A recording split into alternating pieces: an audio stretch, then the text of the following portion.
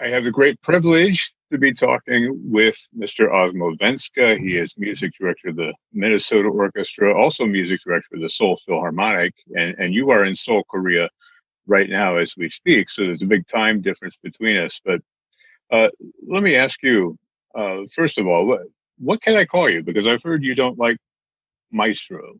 Can I just call You you can Mr.? call me Osmo. I can call you Osmo. Okay. Yeah. I have the official permission from you to do that. I appreciate it. Yes. No problem. What's the situation in South Korea right now with the pandemic? I mean, they were really on top of it, right? Yeah, they started very fast, and they have been very strict with that. For example, right now I am in quarantine. I'm in 2 weeks quarantine, and means that I'm here with my wife. We are not allowed to go out from the apartment, and we have the app on our phone which is locating us, and they check our temperature 3 times per day. They call us once, and if our phone is too long time on the same table without moving, then they ask us to confirm our location. Otherwise, some health officers or police could come to this place, and they are very strict with that, and that's why one of the reasons why they are handling it so well. On the other hand, all, let's say, Korea, China, Japan, they are used to use masks. Every time I have been in these countries before the pandemic, you can always see people with the masks. So I think that's one of those things, and I think people are understanding the meaning of discipline. So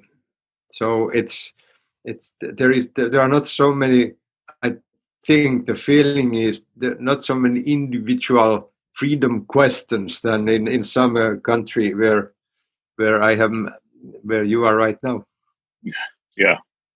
Well, I mean, we could talk about this quite a bit, but I want to focus, of course, on the reason that you're here is to talk about this new recording of Mahler's Symphony No. 7 from the Minnesota Orchestra. It just came out recently. It's on the Beast record label. And so let's talk about Mahler. This is in your cycle of Mahler recordings. This is the 6th one you've done so far out of 10, I think. I think we have 3.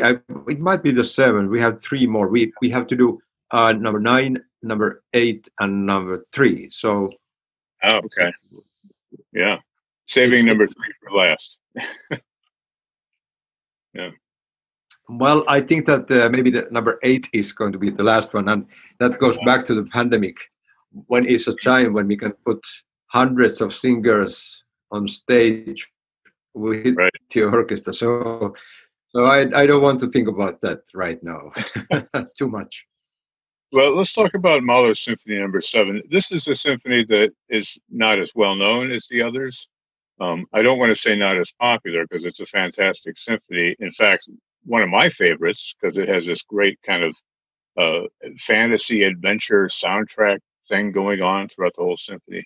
What do you love about this symphony? What do you want listeners to know about Mahler 7?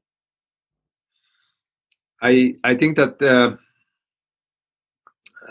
practically speaking, Mahler wrote always the same music. If you want to understand what I mean, it's always about human beings. Maybe Mahler himself and all the things which we have here. We have to handle. We have hope. We are struggling.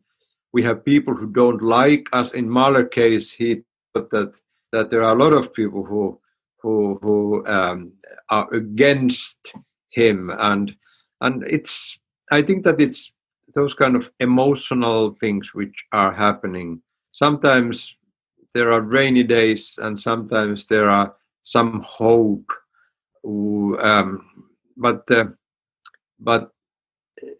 in any case, really, really emotional music, and extremely well written. So all those layers of different emotions, desperations, sometimes hope, they are very much coming out from the music, and that is not only, as I said, the seventh, but that is Mahler, which he's I think that he's giving us maybe one of the largest emotional scale compared to any composer.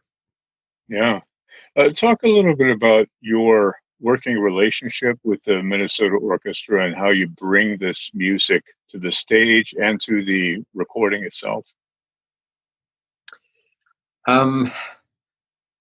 I think it's right to say that I'm a conductor who is always demanding a lot of things for the orchestra, and it means that any symphony of Mahler is like a big job to do, because so many things, so many layers, things are happening at the same time. So totally like different elements are working.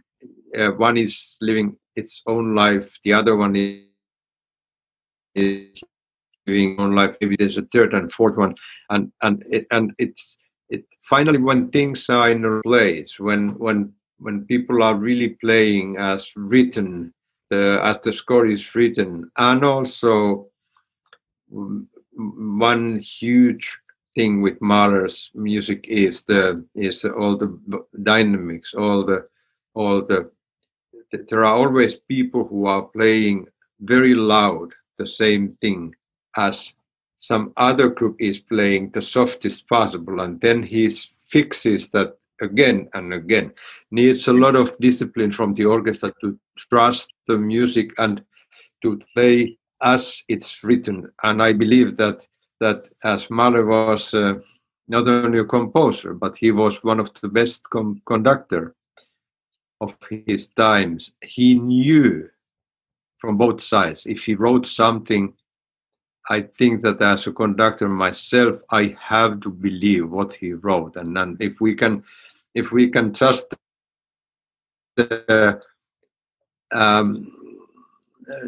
do what he wrote, all those million changings of details, then the music is going to be fantastic. Yeah. It sounds fantastic. Let me say, one of the things I notice about the Minnesota Orchestra is the cleanliness to the sound, the absolute purity that I hear in all of these movements in the symphony. So my compliments to you and to the symphony, into the orchestra as well. Tell us a little bit about your transition from a clarinetist to a conductor. I know you're still playing clarinet, right? Yeah. But when did you get the conducting bug? I have had only two dreams in my whole life. I was 9 years old when I got lead violin and never liked it. I had it like 1 year, didn't want to practice, and it sounded awful, obviously. And then a year later, I got the clarinet. There was one church in Finland, a place called Kotka.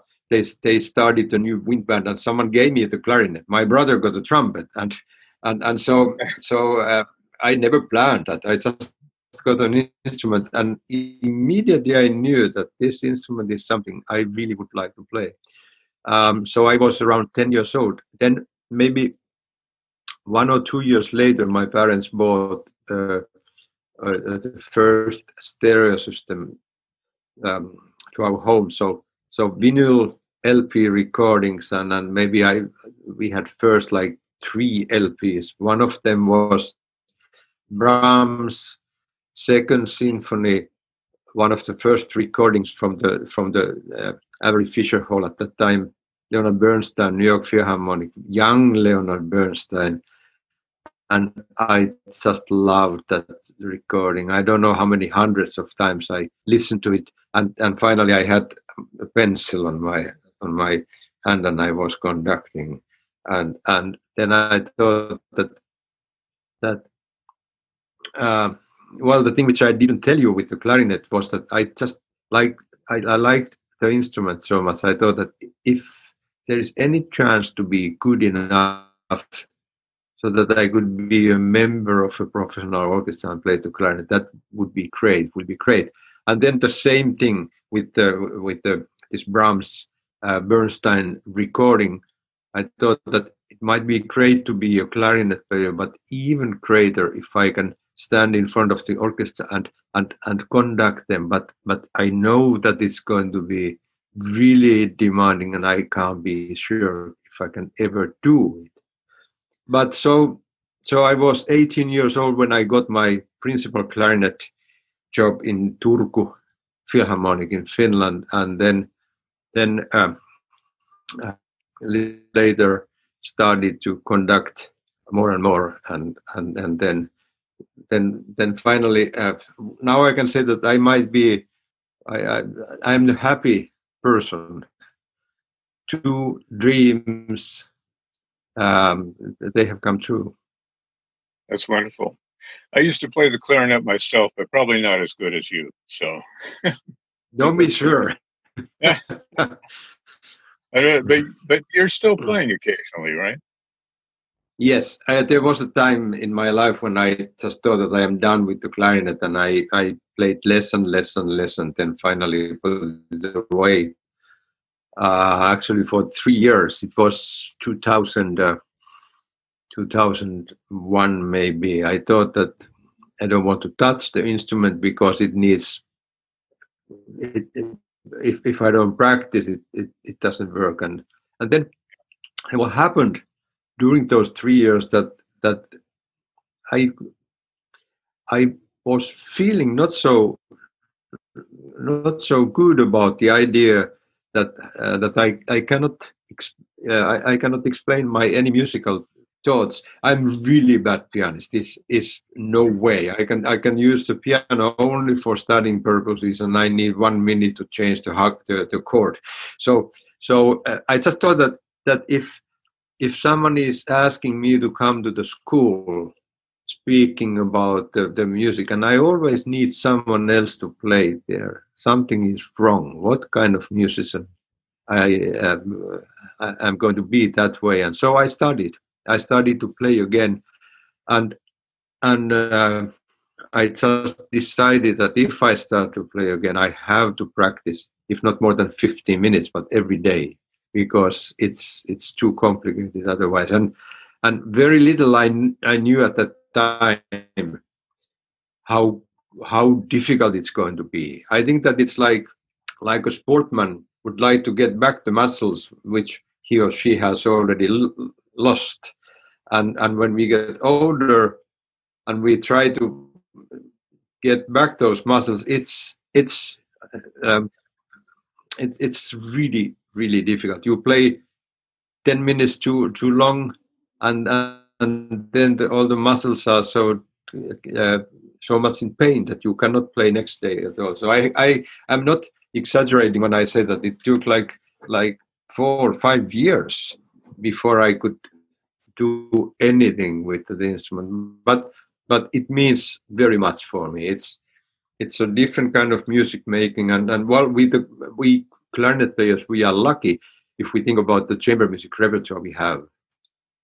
You don't need to get better music than Mozart clarinet quintet or Brahms quintet and hundreds of other pieces. So it's very important, and right now I'm doing quite a lot of duos with my wife Erin, who is a concertmaster of Minnesota Orchestra. So and that's a great but very demanding challenge to play one of the top violinists in the whole world, and I try not to embarrass her too much.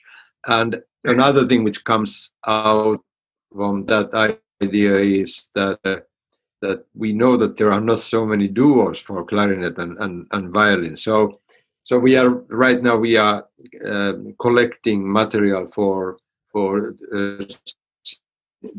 BIS. The Swedish company has promised to do a CD with us, and we have commissioned 5 or 6 duos. I have written one, and this is a project which is going on, and it means that I have to practice my clarinet too, to keep myself that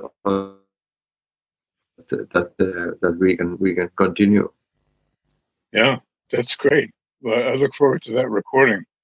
I want to thank you for your time, Osmo Vänskä, who is music director of the Minnesota Orchestra. This beautiful new recording, and we look forward to more from you and the Minnesota Orchestra. Thanks so much for joining us today. Thank you. My pleasure. Thank you so much.